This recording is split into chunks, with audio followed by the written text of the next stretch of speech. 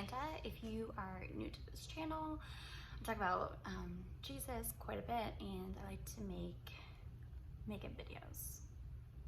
My two passions. All right, so I'm doing this Bible in 1 year reading plan, and I figured that I would read through the book of Ruth and share what I learned with you guys. So let's do it. Ruth is actually my favorite character in the Bible. She's my favorite person. And so in Ruth 1, we see that Ruth was married, she had a husband, and then he died. So she is left with her mother-in-law.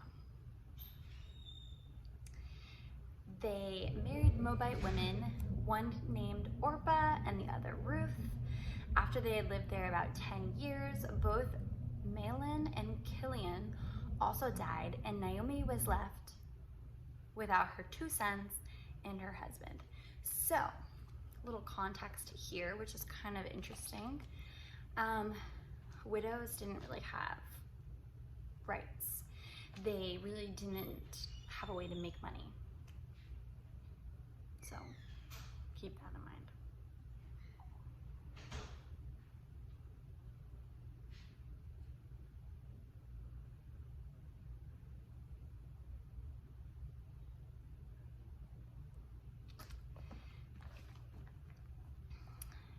So, with her 2 daughters, of verse 7, Ruth chapter 1, verse 7, with her 2 daughters-in-law, she left the place where she had been living and set out on the road that would take them back to the land of Judah. Then Naomi said to her 2 daughters-in-law, "Go back, each of you, to your mother's home. May the Lord show you kindness as you have shown kindness to your dead husbands and to me." Verse 9, "May the Lord grant that each of you will find rest in the home of another husband." Then she kissed them goodbye, and they wept out loud and said to her, "We will go back with you to your people." But Naomi said, "Return home, my daughters. Why would you come with me? Am I going to have any more sons who could become your husbands? Return home, my daughters. I am too old to have another husband. Even if I thought there was still hope for me, even if I had a husband tonight and then gave birth to sons, would you wait until they grew up?"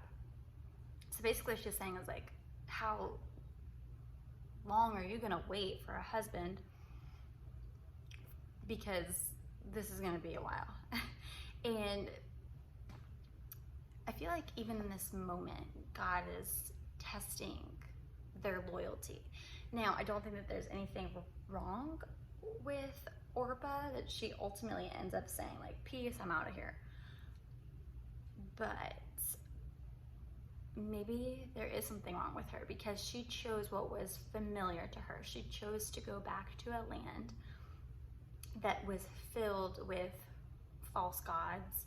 So they were sexually immoral. They just kind of did whatever they wanted, and they worshiped their gods. They probably worshiped through intercourse. But here's the cool thing.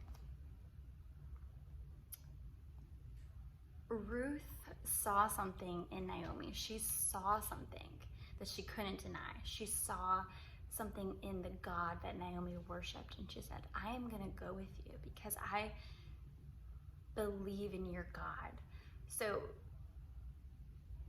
it's such a beautiful moment, right? Like Naomi, even though she's bitter, even though she's grieving, even though she's in pain, there's still somebody who says like, "No."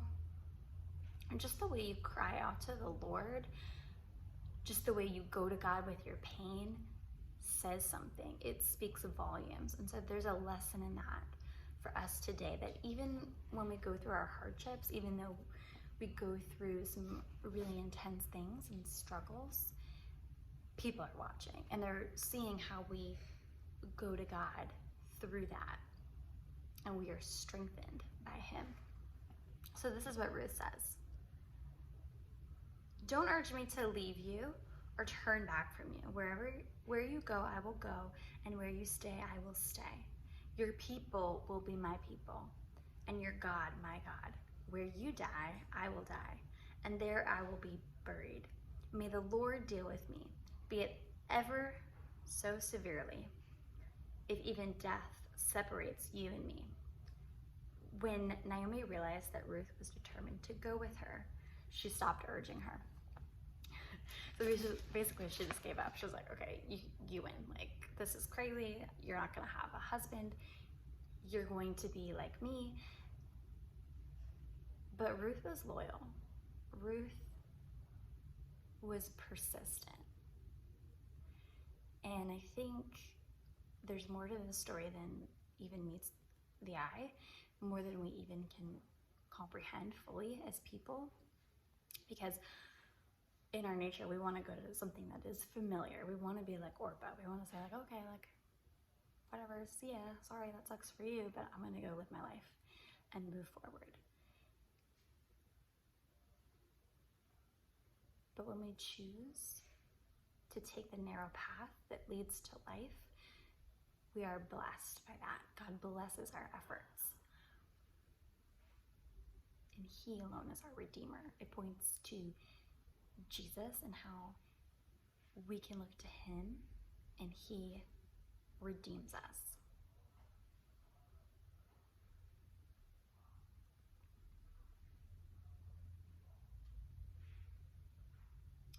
I think about the widow and how she had an unfair judge. But it was because of her shameless persistence that the judge said, okay, fine, you win, I give in. I feel like one of two things happens. We need to go to God persistently. We need to go to Him whether we feel like it or not. Because sometimes, you don't feel like praying. Let's just be honest. God wants us to be persistent in crying out to Him. And two, He is faithful. He works through that. He works through the hardships. Imagine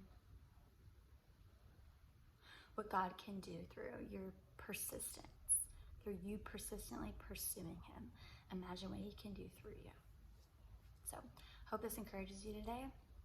Subscribe, like, comment, share, whatever. See ya.